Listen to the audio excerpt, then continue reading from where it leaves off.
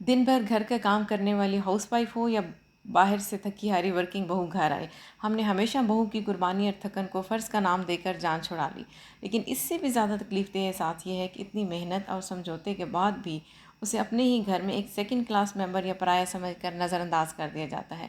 अगर आप भी ससुराल के रवैयों, तानों और बातों को छुपाने की वजह से शदीद ज़हनी तनाव का शिकार हैं, तो आज की मेरी ये वीडियो आपके लिए है। आज हम सिर्फ मसाइल का रोना नहीं रोएंगे, बल्कि ख़ास तौर पर ये देखेंगे कि ऐसे माहौल में हमने अपने जज्बाती सुकून की हिफाजत कैसे करनी है। हमने इस ज़हनी दबाव का मुकाबला कैसे करना है, अपनी ज़हनी सेहत को कैसे बचाना है, ख़ुद को टूटने से हम कैसे बचा सकते हैं। ये सारी बातें हम आज की वीडियो में करेंगे। तो चलिए स्टार्ट करते हैं आज की वीडियो। अस्सलाम वालेकुम व्यूअर्स, मैं हूं हमना अली। कैसे हैं आप सब? मैं बिल्कुल ठीक हूँ, अल्हम्दुलिल्लाह। आज की वीडियो में मैं आपको 10 ऐसे पॉइंट्स बताऊंगी जो हर जॉइंट फैमिली का इशू है, लेकिन किसी को पता नहीं है कि उन 10 मसाइल से कैसे निपटना है। तो आज की वीडियो में मैं आपको उन 10 मसाइल के साथ साथ उनके मुमकिन हल भी बताऊँगी, और इस वीडियो के बाद यकीनन आप ख़ुद को मेंटली बहुत इजी और बहुत काम फील करेंगे कि हमें मसाइल का हल मिल गया है। देखिए, जॉइंट फैमिली के फ़ायदे और नुकसानात तो अपनी जगह है, लेकिन कुछ इस तरह के डबल स्टैंडर्ड हैं जो औरत की सेहत पर इंतहाई नेगेटिव असरात छोड़ते हैं। जिसमें सबसे पहली बात जो बहू की नोटिस में आती है कि घर के अहम फैसलों के लिए शादीशुदा बेटी को ख़ास तौर पर बुलाया जाता है। इससे हर बार डिस्कस की जाती है। ये बात फिर बहू से जानबूझकर छुपाई भी जाती है। ससुराल वाले भी छुपाते हैं, नंद भी छुपाती है, और यहाँ तक कि अक्सर सब कहें ऑनलाइन या वीडियो कॉल पर भी इकट्ठे बैठकर बात कर रहे हैं तो वहाँ पर भी बहू से ये चीज़ें छुपाई जाती है ताकि उसे भनक तक ना पड़े। इसका हल मुमकिन ये हल है कि भई आपको क्या परवाह करने की ज़रूरत है। ज़बरदस्ती हिस्सा बनने की कोशिश हरगिज़ ना करें। एक पॉजिटिव तरीके से देखें तो ये एक इजाफ़ी ज़हनी बोझ, ज़िम्मेदारी और घर की बिला वजह सियासत से आप बच जाएंगी। जब आप ख़ुद को जज्बाती तौर पर इस बोझ से अलग कर लेंगी तो ससुराल वालों से ये छुपाने वाली आदत आपका सुकून बर्बाद नहीं कर सकेगी, बल्कि आपका पूरा ध्यान अपनी ज़ात, अपने बच्चों और अपनी खुशी पर होगा।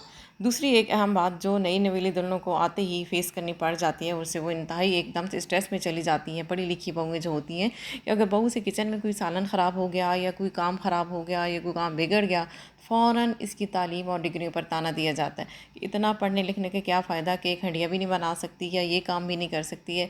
बरसों की तालीमी मेहनत को एक सेकंड में ज़ीरो कर दिया जाता है। इसका हल ये है कि अपनी वर्थ, सेल्फ वर्थ किचन की एक हंडिया की नज़र ना होने दें। अगर कोई ऐसा ताना दे तो वहाँ लड़ने के बजाय मुस्कुरा कर नरमी से कहें कि गलती तो इंसान से ही होती है। किचन का काम वक्त के साथ साथ बेहतर हो जाता है, इसका तालीम या डिग्रियों से तो कोई ताल्लुक़ नहीं है। जब आप खुद अपने अंदर से पुरअज़म होगी तो दूसरों के ताने आपके लिए बेअसर हो जाएंगे।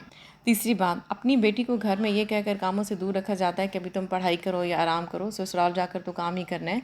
लेकिन इसी घर के बहू या भाभी से ये तवक्को की जाती है कि वो अकेली सारा दिन काम का बोझ उठाए। बेटी तो मेहमान है। यहाँ आपको सुपर वुमेन बनने की दौड़ से बाहर निकलना होगा। खामोश रहकर अंदर ही अंदर कुढ़ने के बजाय पुरसुकून बाअदब अंदाज में अपने हुदूद, बाउंड्रीज़ बनाएं। अपनी हिम्मत के मुताबिक काम करें। अगर आप थक चुकी हैं तो आराम के लिए नरमी से ना कहना सीखें। आपका जिस्म और जहन भी आराम का हकदार है। चौथी बात, अगर घर की बेटी जॉब से या कॉलेज से थक कर आए तो पूरा घर इसकी थकन का एहसास करता है। लेकिन अगर बहू बाहर नौकरी करके आए या दिन भर घर का बेहिसाब काम करने वाली हाउस वाइफ हो, इसकी थकन को अक्सर नज़रअंदाज कर दिया जाता है। इसका हल ये है कि इस ज़हनी दबाव से निकलने का तरीका ये है कि अपनी खुशी और तारीफ़ के लिए ससुराल के अप्रूवल या सर्टिफिकेट की उम्मीद लगाना छोड़ दें। जब आप दूसरों से ये तवक्कुआत ख़त्म कर देती हैं तो वो आपकी कुर्बानी को समझेंगे। उनके रवैये आपको दुख देना बंद कर देते हैं। आप जो भी मेहनत कर रही हैं अपने और अपने बच्चों की बेहतरीन मुस्तकबिल के लिए करनी है, इस पर फ़ख्र करें। पाँचवीं बात, बेटी जब चाहे अपने मैके आए पूरा घर खुश होता है कि रौनक आ गई। लेकिन वही ससुराल जब अपनी बहू को अपने वालिदैन से मिलने जाते देखता है तो उसे एक मसला समझा जाता है। इसके मैके जाने पर पाबंदियाँ या तंज के तीर जलाए जाते हैं। याद रखें कि ससुराल का ये डबल स्टैंडर्ड बहू को अंदर ही अंदर से खून की तरह खा जाता है। मगर याद रखें कि शादी के बाद आपका अपने वालिदैन से रिश्ता ख़त्म नहीं हो जाता। इस तनाव से बचने के लिए अपने शौहर के साथ एक मज़बूत और पुरसुकून रिश्ता कायम करें, जहां आप बग़ैर किसी लड़ाई या ससुराल की शिकायत किए बगैर अपने वालिदैन से मिलने की ख्वाहिश का इजहार कर सकें। शौहर का एतमाद जीतना आपको इस मामले में बहुत सारे ज़हनी दबाव से आज़ाद कर सकता है। گھر کی بیٹی جب مہنگی شاپنگ کرے یا برانڈز کے کپڑے خریدے تو اسے اس کا حق سمجھا جاتا ہے اور خوشی منائی جاتی ہے، لیکن اگر بہو اپنے یا اپنے بچوں کے لیے کوئی چیز خریدے تو اسے فضول خرچی یا پیسے اڑانا کہہ کر طنز کا نشانہ بنایا جاتا ہے۔ اس کا حل یہ ہے کہ اپنے مالی معاملات میں شوہر کے ساتھ کلیئر رہیں۔ جب آپ کے شوہر آپ کے اخراجات سے مطمئن ہے تو تیسرے بندے کی باتوں کو دل پہ لگا کر بیٹھنا، اپنی صحت خراب کرنا محض بے وقوفی ہے۔ اپنی خوشی دوسروں کے تبصروں کے رحم و کرم پر مت چھوڑیں، یعنی کہ اپنا ریموٹ کنٹرول کسی اور کے ہاتھ میں مت دیں۔ اسی طرح اگر بہو یا بیٹی میں سے کسی کی طبیعت خراب ہو تو بیٹی کے ناز و نخرے اٹھائے جاتے ہیں، اس کا خیال رکھا جاتا ہے، لیکن بہو کی طبیعت خراب ہو تو تھکن ہو یا کوئی پریشانی ہو تو اسے بہانہ سمجھا جاتا ہے اور وہ بیچاری پین کلر لے کے کچن میں کام کر رہی ہوتی ہے۔ ایسی صورتحال میں خود کو جسٹیفائی کرنے کی بالکل ضرورت نہیں ہے، ایک جذباتی فاصلہ قائم رکھیں۔